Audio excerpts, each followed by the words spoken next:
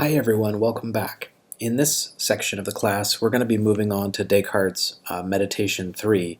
And as we're going to see in this meditation, the overall goal of Meditation 3 is to show that God necessarily exists.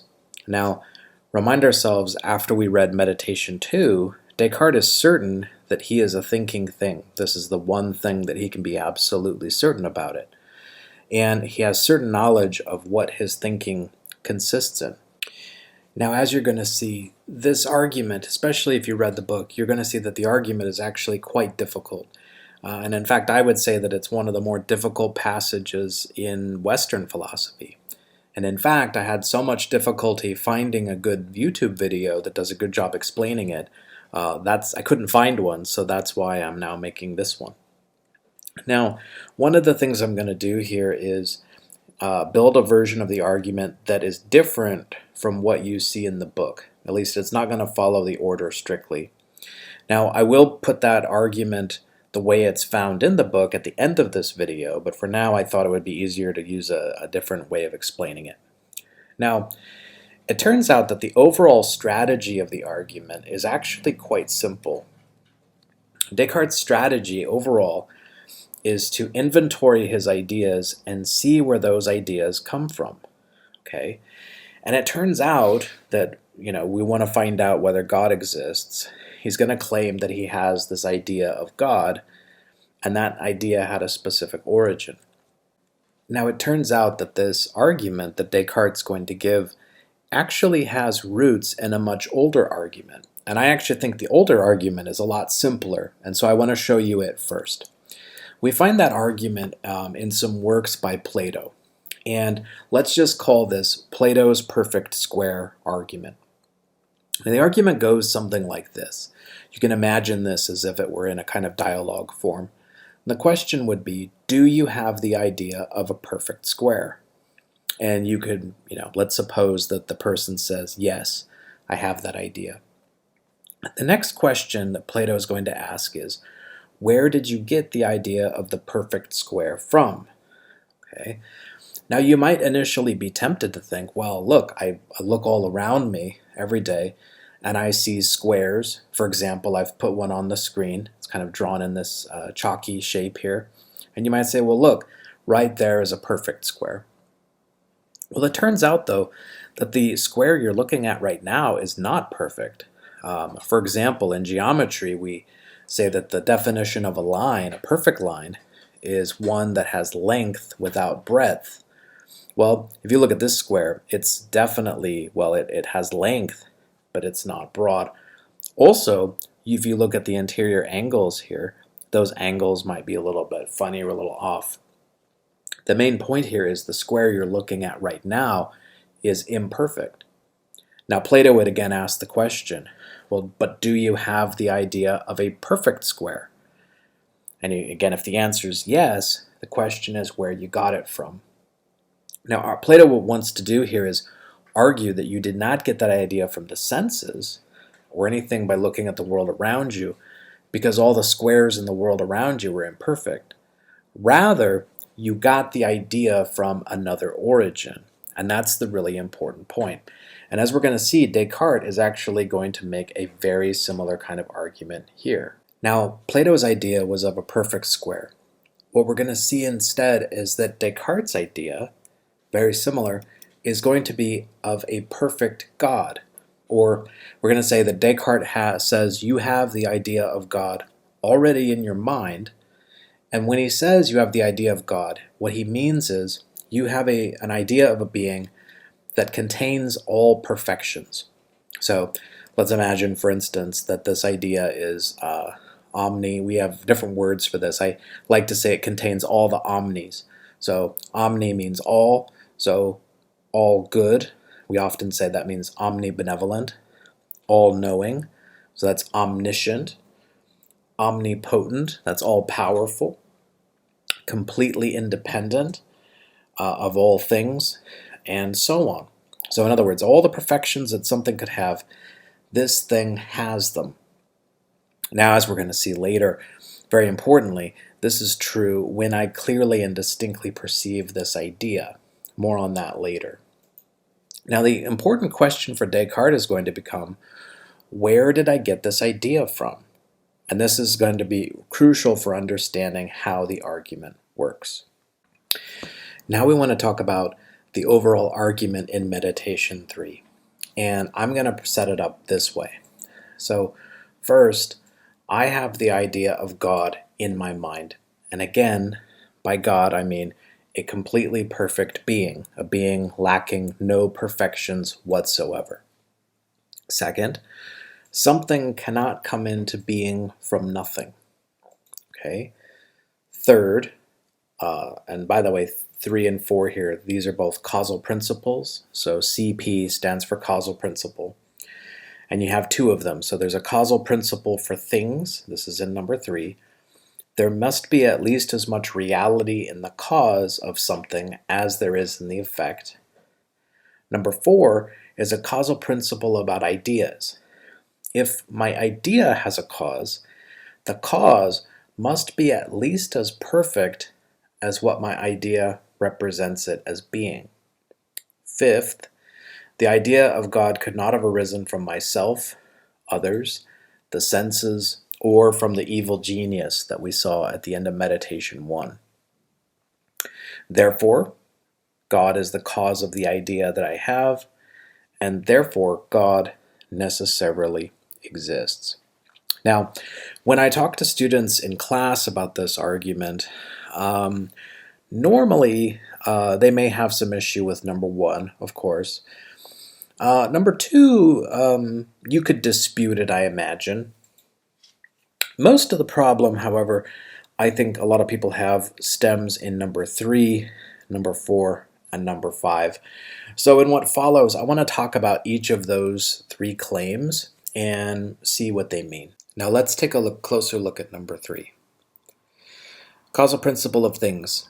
There must be at least as much reality in the cause as there in the effect.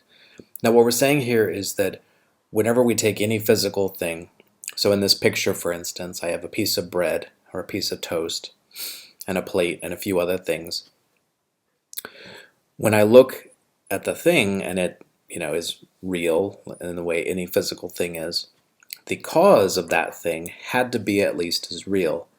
So presumably the bakery where the bread was made, or for instance the plate where the factory where the plate was made, or the factory where the table was made, if those things are real, the origin of that thing had to be at least as real.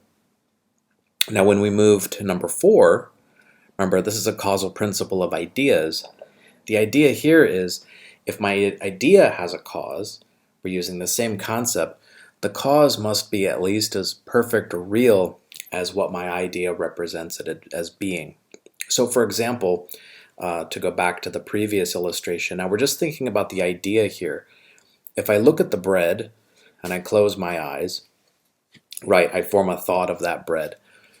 So in that case, what Descartes is saying here is that when I have an idea, so let the idea here be this little triangle, that idea had to have been caused by something outside, right, with at least as much reality as what that idea represents it as having.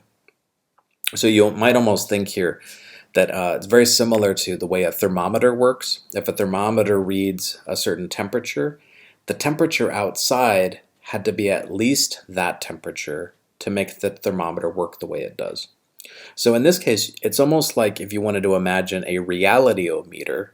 So if my idea corresponds to something outside, if my idea tells me that that thing is at least a certain amount of real, say, then the thing that caused the idea had to be at least that real. So let's say if my idea represents this thing being 80% real, then the thing that caused it had to be at least 80% real. If I go back to the bread, right, in the previous image, if I have an idea of the bread and that idea tells me that that thing is physical thing real, or real in the way other physical things are, then the cause of that thing had to be at least that real. Okay, I hope that makes sense so far. Next, step 5. The idea of God could not have arisen from myself, others, the senses, or the evil genius. We have to remind ourselves here that when Descartes is talking about the idea of God, he's talking about a completely perfect being, recall from earlier. And because this being is perfect, Descartes says you cannot add anything to the idea, because of course it's already perfect. There's nothing you could add that would make it better. And also because it's perfect, you cannot take anything away from it, right? The idea is already perfect in itself. Now what Descartes says here is important. So he says, I understand by the name God a certain substance that is infinite, independent, supremely intelligent, and supremely powerful, and that created me along with everything else that exists, if anything else exists. Indeed, all these are such that the more carefully I focus my attention on them, the less possible it seems that they could have arisen from myself alone. Thus, from what has been said, I must conclude that God necessarily exists. Now, it's very important here. Descartes is saying, right, he could not be the source of the idea himself, because after all, he's discovering new things about himself all the time. And this means that he doesn't know everything. Because he doesn't know everything, he's not, well, he is lacking at least one of the perfections. And if you think about it, we're limited in all sorts of ways. We are not infinite. Similarly, he's going to use that same idea to say, well, I could not have gotten the idea from others, and I could not have gotten the idea from the senses. After all, everything I view from the senses, this is much like Plato's argument from earlier. Everything that I view with the senses is imperfect in various ways. I might see things that seem beautiful or powerful or good or whatever, but they're all limited. The thing I'm thinking about, on the other hand, is perfect. Finally, regarding the evil genius, recall earlier that Descartes only uses the evil genius as a kind of crutch or brace to get himself to think a certain way, right? We're learning how to not trust the senses. I mean, he doesn't actually believe in it. But even suppose you wanted to imagine that maybe there's some other being that's making you think that there's a God. The problem, first of all, is because that being is evil, that being therefore isn't perfect. So it's not the thing that you're thinking about. It's lacking at least one of the perfections from earlier. But secondly, let's suppose that I am being systematically deceived. Well, in that case, what Descartes says is that if that were possible, that would actually be a limit on God's goodness or God's power. And again, if you have those limits, then God is not all perfect. This brings us then to the final question. And the final question then is, since I did not get the idea from any of those sources, where did I get that idea from? Right? Where did the idea of God come from? And here's Descartes' answer. And before I give you the answer, I have to tell you, students are usually unhappy with me when I read this passage. But, you're sitting at home right now, deal with it. Okay. Descartes writes, all that remains is for me to ask how I received this idea of God. For I did not draw it from the senses.